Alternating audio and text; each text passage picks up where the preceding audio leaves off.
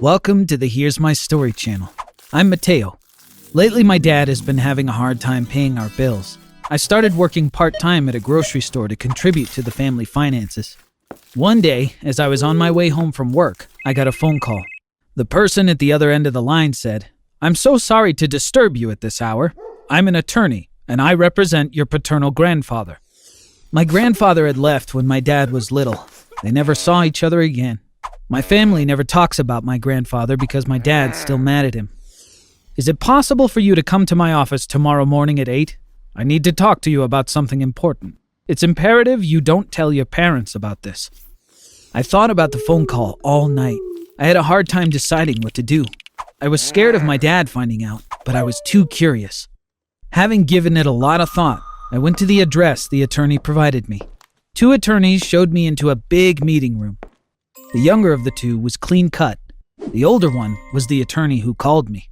"Thank you for coming. Your grandfather had hoped to meet you in person, but because of the agreement he made with your father, he couldn't get in touch with you directly," he said. "What kind of agreement? My grandfather hasn't even seen him since my dad was a little kid," I said in surprise. 6 years ago, your father and grandfather met in this very room. That day was the first time they'd seen each other in a very long time. Unfortunately, your dad refused to forgive his father. "I came here to tell you to stay away from my family and me," your dad told him. Your grandfather was guilt-ridden, so he accepted your father's request to keep from causing more harm. "So why does my grandfather want to see me despite their agreement?" I asked. "You'll find out very soon," he replied. The second attorney turned on the computer.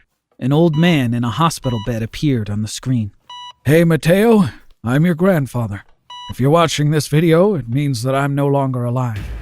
I would have liked to get to know you, but I couldn't break the promise I made to your father. I always regretted missing out on watching you grow up or playing games with you.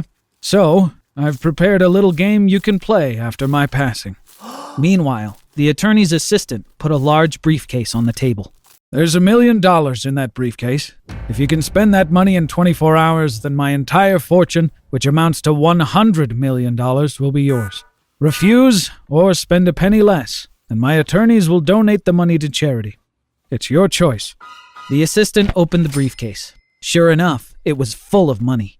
"Here are the rules, Mateo. You can't buy a house, a car, or a business. You must get a receipt for every purchase you make. You can't gift or donate it to anyone. You can only spend it on yourself. Plus, you can't use your phone or go online for 24 hours. Finally, keep this little game of ours a secret. Of course, it's not going to be easy deciding how to spend $1 million in such a short time. But if you succeed, you will have learned to be smart about your spending by the time you receive your entire inheritance. That's the whole point of the game.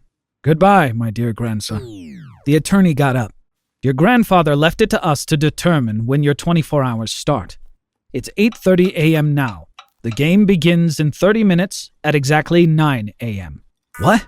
How am I supposed to spend the money today? Why?" "Because you're not supposed to prepare. It all needs to be spontaneous," the older attorney replied. I forgot again. Justin will accompany you. He will deal with all the payments and collect all the receipts for you." In half an hour, I was out with Justin. As we walked, I thought carefully about how I could spend the money. I saw a car rental company right in front of me at that moment. Of course, I wasn't allowed to buy a car, but I could rent whatever I wanted. I ran into their office. "Do you have a private car service?" I asked the lady at the desk. "What's the most expensive car you have? Do you have a Ferrari?" "We don't have a Ferrari," she said in surprise, "but we do have a Rolls Royce." "How much?" $7,000 per day, she answered. Justin took out the $7,000 from the briefcase and said, "Here's your money. May we have a receipt, please?" My first purchase. Only $993,000 left to go. We immediately hopped in the Rolls Royce.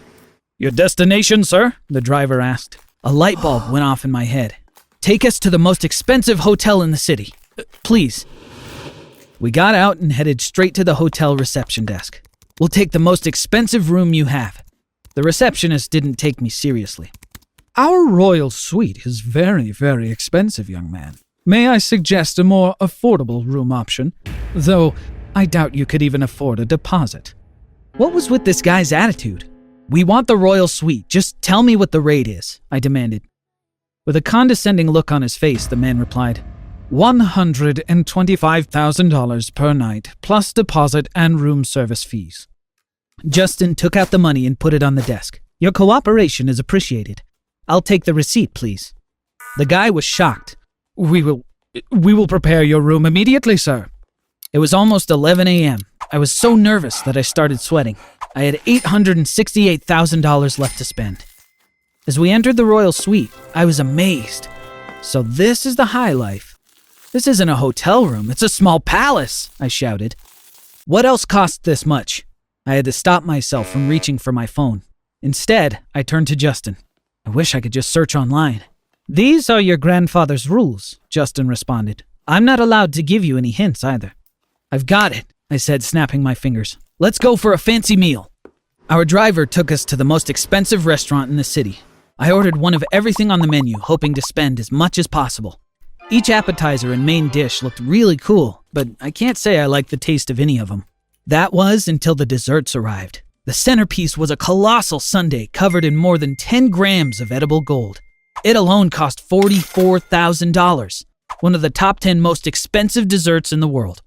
The clock was ticking, and I had $798,000 I needed to spend in the next 20 hours. The worst part was, I had absolutely no idea where to go from there. Of course, there were many places where I could spend the money. I could go to a spa, get a massage, or even rent a yacht or a plane, but the paperwork alone would take hours. I had to think of a place to spend all of the remaining money at once. As we continued cruising the city in our rental car, I saw a sign that said, New York Lottery. Just then, I had a fantastic idea. I could just buy scratch-off cards with all the money. I asked the driver, can you pull over to the right side? We need to get off here. I turned and smiled confidently at Justin. Get the rest of the money. We're spending it all. Justin looked around. Really? Where can we do that? He asked. You'll see, I replied. When we approached the lottery entrance, Justin knew what I was about to do. Very interesting. However, you'll need to spend all of your winnings within the time limit as well. You realize that, right? He asked. I know. I'll win some money from the scratch-off cards, but I'll just buy more scratch-off cards with my winnings. I have to run out of money at some point, I replied. Who's the owner of this place? I inquired. 5 people were working there. An older gentleman stepped up from behind the counter. Right here. I want to buy $798,000 worth of scratch-off cards, I said. They all burst out in coarse laughter. Son, find some other business to play around with. We're too busy to entertain you, the boss cackled gruffly. Justin put the briefcase on the desk, opened it, and showed them the money. Their jaws dropped in stunned silence. But I have a request, I said, leaning over the counter. We need to scratch off all the cards I buy, right here, right now. I'll pay each of you $10,000 to close for the day and help me. Deal? The boss showed me the boxes filled with scratch-off tickets. $10,000 each? Whatever you say, but it'll take us quite a bit of time to scratch off all of them. Everyone except Justin got to work scratching the tickets. No one said a word. Only the gentle scratching sounds filled the room. Occasionally, someone would break the silence with, I got $500, or got $5,000 here. Before I knew it, midnight came. We were running out of tickets to scratch. Up to that point, we had won $85,000, which I used to buy more scratch-off cards. I was so close to beating my grandfather's game. Before long, I'd be back at the royal suite, sleeping like a baby. I'd show up at the attorney's office at 9 a.m. sharp, and just like that, I'd inherit my grandfather's $100 million fortune. Suddenly, I heard the lotto boss scream as I was deep in thought. No way! This is the biggest prize anybody's ever won in my store! $1 million! You won $1 million, son! My heart sank at the worst news I had ever gotten in my entire life. I was back to square one. I had $1 million again. I had bought out the store's entire stock of cards, even the reserves in the back room. There were none left, and I didn't have time to scratch them all off. Besides, I couldn't risk winning another grand prize. What was I going to do? Where could I possibly spend all that money with less than 9 hours on the clock? Well, you have another problem, Justin said. We spent all the cash in the briefcase. Right now, all you have is a single ticket worth $1 million. Since you don't have time to exchange it for cash, you'll have to spend it on a single item. As if the challenge wasn't hard enough already, I replied. That thought stopped me in my tracks. I couldn't give up. I still had 9 hours. But it's not impossible. Let's get out of here. I'm gonna spend this ticket no matter what. We started driving around in the Rolls Royce we'd rented. What's worth $1 million can be paid with a lottery ticket and follows the rules of my grandfather's game. As I was pondering all this, we stopped at a red light. I realized I hadn't eaten yet when I saw a hot dog cart on the corner. Justin laughed aloud when he saw me staring at the hot dogs on the cart. The millionaire doesn't have a penny to spend on a hot dog. New York really has seen it all. Justin told the driver to stop. I'm famished myself. I don't think it's against the rules to stop for a hot dog. The taste of that hot dog beat the $70,000 meal I had for lunch by a mile. I practically swallowed it whole. Behind us was a giant Justin Bieber concert poster. Is that you performing tonight? I laughed sarcastically, pointing at Justin next to me. I know. Normally I'd be there, he responded. Really? Are you missing the concert because of me? Sorry, man. Justin shrugged. That's okay. As someone who's been to 78 Justin Bieber shows, it's not a big deal if I don't make it to this one. 78 concerts? I asked in surprise. I never would have thought a pencil-pushing lawyer like you would be a believer.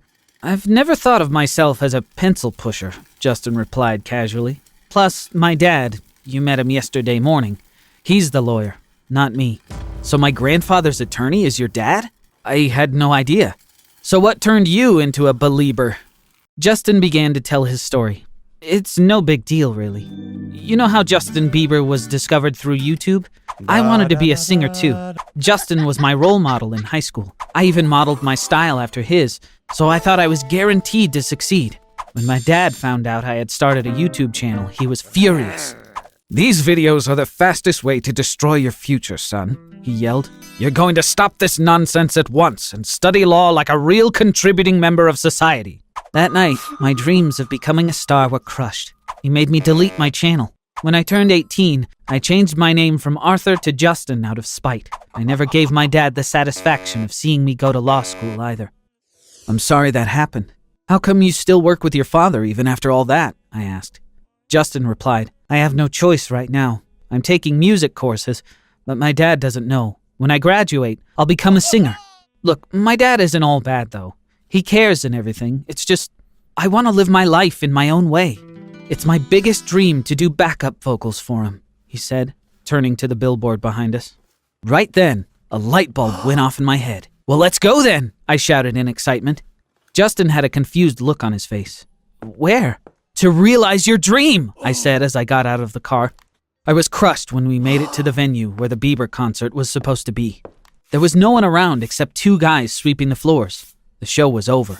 When did the concert end? I asked them. An hour ago, one replied. Has Justin Bieber left? I asked. He opened his arms wide and shrugged. Come on, I said, turning to Justin. We gotta find a way backstage.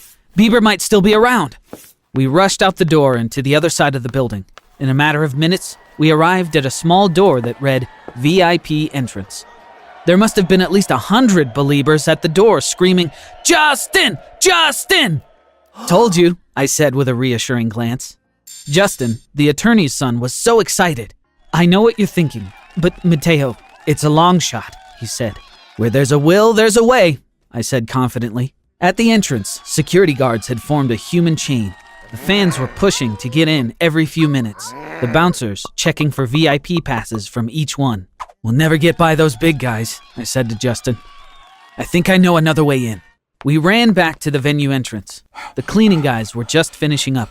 We need to see Justin Bieber, I said, showing them my $1 million prize lottery ticket.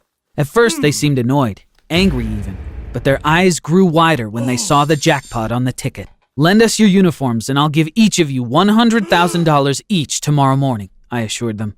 The men looked at each other. What do we gotta lose? One of them said. How about our jobs? The other replied. It won't matter if we got 100 grand apiece, the first one pleaded. Reluctantly, the second worker agreed. We switched our clothes with the cleaning crew, allowing us to freely walk around the building. We headed backstage without delay. My heart was pounding as we got to the VIP room. Bieber himself was walking toward the exit with his guards and his manager. I was about to faint. At the last second, I called out, Justin! Justin! The guards made a move to prevent me from coming closer. Bieber called off the guards. Do you guys want to take a photo? He he said politely. "You guys gotta be exhausted as me after an incredible show like that. Always happy to show my thanks to the crew that made it happen." I couldn't believe what was happening. Justin Bieber was actually thanking us because he thought we worked there. "We're here for something else. Justin, you're my last chance," I said. Justin Bieber squinted, surprised by my words. His manager interrupted. "Justin, you've had enough action tonight. Let's go." Justin Bieber never broke eye contact with me. "Hold up, I'm curious. What do you mean, I'm your last chance?" he asked. Of course, I couldn't tell him about my grandfather's little game, but I knew how I would spend the $1 million prize. "We'd like to pay you for a private concert tonight." Justin Bieber laughed. Wait. What? I mustered up the courage to say, "Just 3 songs. How much would that cost?" I asked. "More than you could afford," Bieber's manager scoffed. "He's exhausted right now. We got a long road ahead of us." "How much?" I asked. By now, Justin Bieber was watching us intently. Only 6 feet away from his idol, my friend Justin was tongue-tied. $1 million, the manager said condescendingly. "You can go tomorrow and get $1 million in exchange for this," I said, showing him the scratch-off ticket. The man took a good look, scratching his chin. He turned to Justin Bieber and said, "The kid's not lying." Bieber said, "Guys, this is getting wild. You can keep your scratch-off ticket. I'm out." My heart dropped as Justin Bieber turned and began to walk away. This couldn't be it, could it? After everything we'd gone through, after every stroke of luck, I simply couldn't accept defeat. That's when I heard my friend Justin's voice behind me. He was singing the most incredible melody, turning every head in the room toward his voice, including Bieber's. Justin finished, his voice shaking with emotion. "Singing back up on stage with you has always been my dream," he said. Bieber was so moved. "Tell the band to get ready," he said to his manager. "I'm sure they'll be okay with going back on stage if you tell them they'll make an extra $1 million tonight." Justin and I hugged each other in excitement, hardly able to believe that we'd actually pulled it off. Justin Bieber sang 3 songs for me that night. My friend Justin did the backup vocals. The best part was that Justin Bieber loved his performance so much that he offered my new friend a job. By 2:46 a.m. that morning, the game was complete. I had finally earned the right to inherit my grandfather's $100 million fortune. When the morning came, it was time to return to the attorney's office. When we arrived, my dad was waiting for me in the meeting room, along with my grandfather's attorney. He had tears in his eyes as he opened his arms wide to give me a hug. "Your grandfather left me a video telling me everything. You deserve that money," he said. "But did you forgive him too?" I asked. He replied, "Your grandfather talked at length about how he regretted everything he'd done. When he was alive, I thought he was faking it to save face. But if he's still saying the same things even after his passing, I guess he meant it all along." To this day, we live in my grandfather's mansion. Apparently, he'd had the entire house renovated just for us, as if he was sure we would be moving in. After Justin's graduation from music school, the 2 of us went into the music business together, going on to produce records for several platinum artists. I'm super proud of everything we've accomplished, and I know my grandfather would be too.